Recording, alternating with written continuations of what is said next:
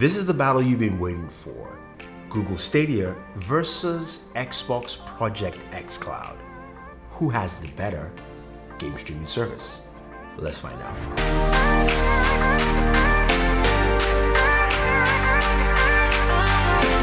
So Google Stadia is finally here. It's official, you can get it. I have one, you can go and buy it now.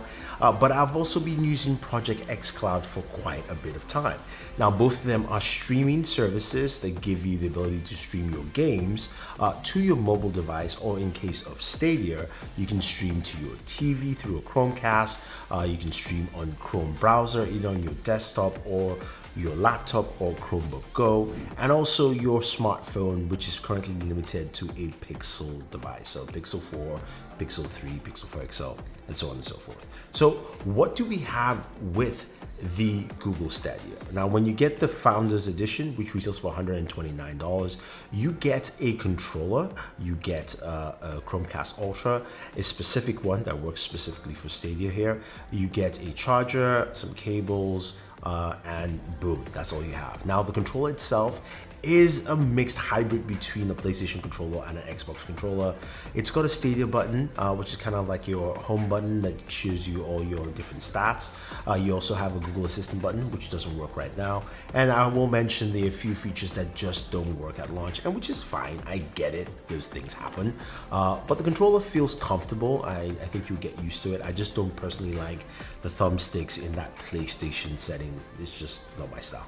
So take it as you will, but I think the controllers are solid. Now, the controller connects to, of course, either your smartphone, your laptop, or your Chromecast. And to set up the controller, you have to use the app on your smartphone.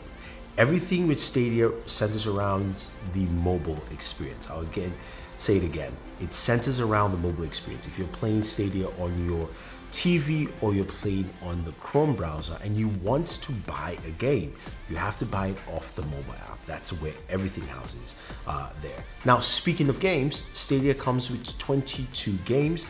You get 2 games free, and the 2 games I got were Destiny, Destiny's 2, kind of like special edition, and Samurai Showdown. Now, both games, I was able to play both of them on my Chrome browser immediately, and I still noticed some glitchnesses and some slowdowns. It does look good. I'll say the games look at about 1080p resolution max, and especially playing on the TV where Google promised 4K 60. I have not got 4K 60 yet. Tomb Raider looks the best, but it also looked like a high 1080p game. Now, speaking of some other features that of course you have with Stadia is the fact that you can play those games and you can switch from your TV to your Chromebook to your phone instantaneously. So playing Tomb Raider, Shadow of the Tomb Raider on my TV, once I switched over to my Chromebook Go, it paused on the TV and I just have to continue on my Chromebook Go. So it's a very simple, seamless experience. Now, playing on your TV, you're using the remote control. The funny thing about it is that that's the only time you have a wireless setup to play, of course, Google Stadia. If you're playing on a smartphone or you're playing on your PC, it is a tethered experience when you're playing on your smartphone or if you're playing on a Chrome browser. Now, a couple of things to mention here before we take a look at what Project xCloud does differently here, right? So what about latency? How do games run? How does it feel on Stadia? I will tell you my experience has been a little bit mixed. My internet speeds are 75 up and 75 down, which should be fine according to Google specs. And I would say when playing games like Mortal Kombat 11, there are certain points where I had just random slowdowns that happen, especially while playing a fighting game, can be annoying. Same thing also playing with Destiny. It was really twitchy with the controls. It was better with mouse and keyboard than with the controller, even though I was tethered in. So that's something to take note. But I still felt some of the twitchiness there. Tomb Raider actually ran probably the best out of all the games there. Now, when you look at Project xCloud, we've seen that. I have a video about that. You can go check it out. But what Project xCloud brings to the table is the ability to stream games from Microsoft Server directly to your smartphone.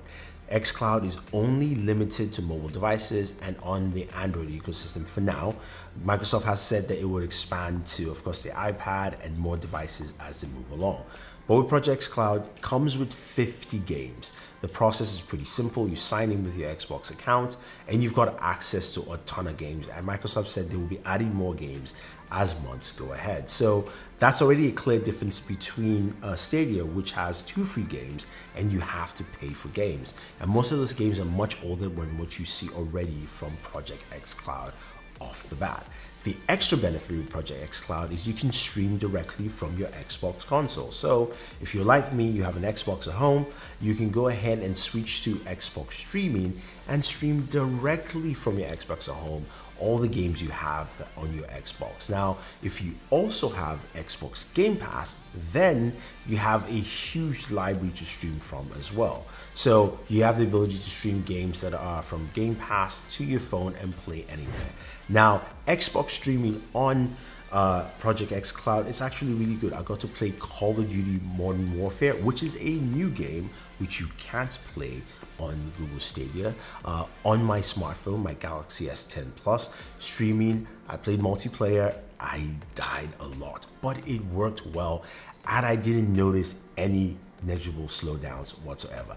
Now, just to let you know, Project xCloud is set at 720p on the mobile experience. That's what Microsoft has said, but it looks pretty good. I also got to play some Far Cry 5 as well, and that handled quite well. And finally played some Mortal Kombat 11, and I didn't experience slowdowns there.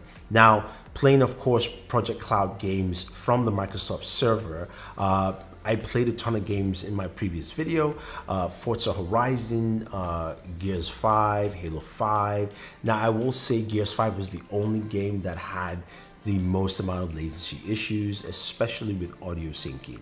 Now, there's one key difference with both devices here. When we take a look at streaming Tomb Raider, Shadow of the Tomb Raider on both Stadia and Project xCloud. On Stadia, it runs really well. You're streaming on Wi-Fi. You can see the resolution is about 720p-ish or so on the Pixel 4, and everything ran pretty well. Now, on Project xCloud, also running at 720p. This is streaming from the xCloud servers, ran pretty well as well on Wi-Fi. And also when I switch to LTE, the one thing I noticed is that it will kind of take you out and take you back in. They haven't fixed that yet because it's a beta, but you can play the game on LTE and the experience is really similar, depending on your LTE connection. So that, of course, will come into play. But this is also something that xCloud has over Google Stadia. Google Stadia does not allow LTE gameplay, only Wi-Fi. So if you're on Wi-Fi and if you're Wi-Fi and want to go off Wi-Fi and play, you cannot do that currently on Google Stadia. I'm sure that will come in. Now, you're probably wondering, okay, so what are the key differences? Stadia looks good. The games played fairly well. Some games had laggy issues, some games did not. So what's the difference here? Well, the very first thing is Stadia is a paid service. As I mentioned, it's $129 for the Founders Edition, and it's $9.99 a month for 4K 60 streaming. Now, you're going to get that first 3 months for free, but sometime in January, February, you'll be paying $9.99 a month. The thing here I'm not seeing is that I haven't seen 4K 60 at any point in time that I've been playing with Stadia, and hopefully that will come, but it is not there and available. And Stadia has the ability to play on multiple devices like your MacBook, your PC, as long as you have a Chrome browser, your TV, and your Pixel device, while Project xCloud is limited to just Android phones and tablets right there. But Project xCloud has more games and its cost is much minimal. As long as you have Xbox Live Gold, which is cheaper than $129, you do have the ability to go ahead and start playing Xbox games, which are more than what you have with Stadia. So there you have it. I think overall both services are good. I do like Project xCloud more because it's a beta and it's free. And Stadia is also a beta. Let's just be honest. This is not a full-fledged service. I know it will get better, but right now Google is lagging behind than a beta service with its full-fledged service. So hopefully that changes. But what are your thoughts, guys? Who has Stadia? Who also has Project xCloud? What are your experiences? Let me know. If it's something different, if you think I'm wrong, if you think you've experienced something entirely, out of this world, leave your thoughts down below. Don't forget to like and share, subscribe to the channel.